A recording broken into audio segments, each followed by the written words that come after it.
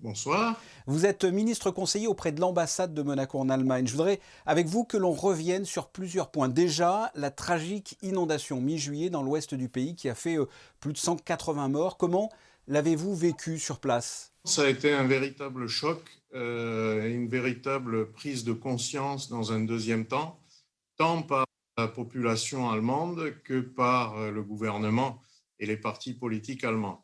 L'Allemagne avait connu par le passé deux ou trois autres phénomènes d'inondation relativement déjà considérés comme graves, mais avec un bilan beaucoup moins lourd concernant les pertes humaines. Aujourd'hui, on se retrouve avec un bilan d'environ 185 morts, toujours plus de 20 personnes disparues, des villages complètement dévastés, un besoin d'urgence de retrouver une vie normale, 200 000 foyers qui ont été coupés d'électricité.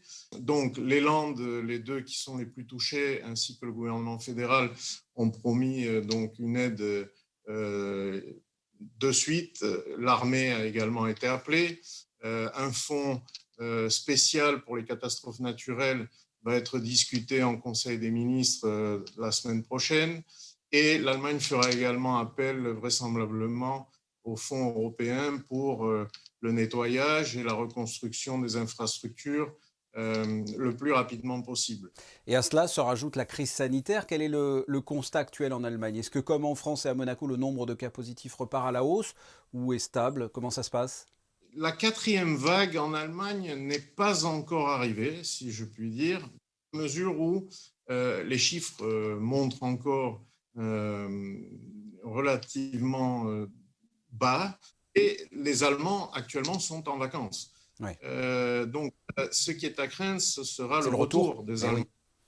Eh Le oui, oui. retour des Allemands, en particulier des zones qu'ils préfèrent, comme l'Espagne, la Turquie, la Croatie, les Pays-Bas, la Grèce, tous ces pays qui malheureusement aujourd'hui connaissent une recrudescence des cas. Donc le gouvernement est déjà en train de mettre en place un certain nombre de mesures pour août et septembre surtout. Est-ce que comme en France, il y a un acharnement sur les réseaux sociaux anti-pass sanitaire ou anti-vaccin? Oui, il y a effectivement toute une partie de la population qui est réfractaire, qui n'a pas envie, qui peut-être ne se rend pas bien compte ou qui peut-être juste par esprit de liberté souhaite manifester contre les ports de masques, contre la vaccination.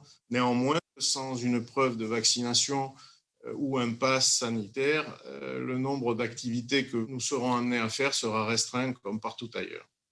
Pour parler de l'ambassade, est-ce que cette crise sanitaire a changé le fonctionnement de l'ambassade de Monaco en Allemagne? Comment vous travaillez? C'est en présentiel, c'est en distanciel? Comment vous travaillez? Avec l'apparition de la Covid, toutes les activités bilatérales se sont stoppées net, au profit, je dirais, entre guillemets, d'un d'un suivi plus accru des activités multilatérales via des plateformes vidéo, ce qui pour nous est un avantage puisqu'étant basé à Berlin, il nous était difficile de pouvoir suivre toutes les réunions.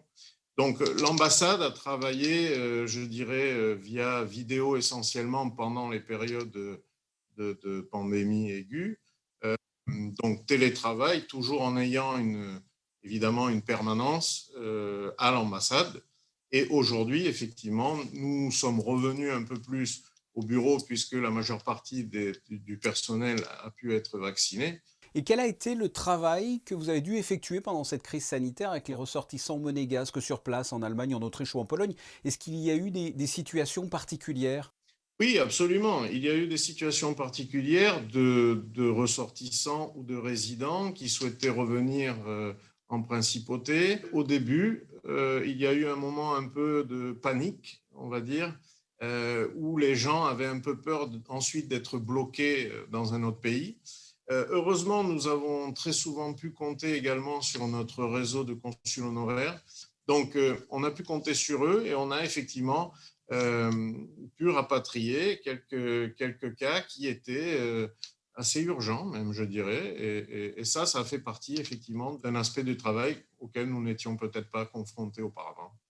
Lorenzo Ravano, merci de nous avoir fait ce point sur l'Allemagne et sur l'ambassade de Monaco en Merci à vous. Allemagne. Merci beaucoup. Merci à vous.